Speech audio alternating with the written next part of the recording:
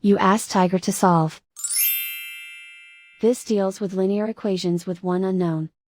The final result is x equals -5. Let's solve it step by step. Group all constants on the right side of the equation. Subtract 30 from both sides. Simplify the arithmetic.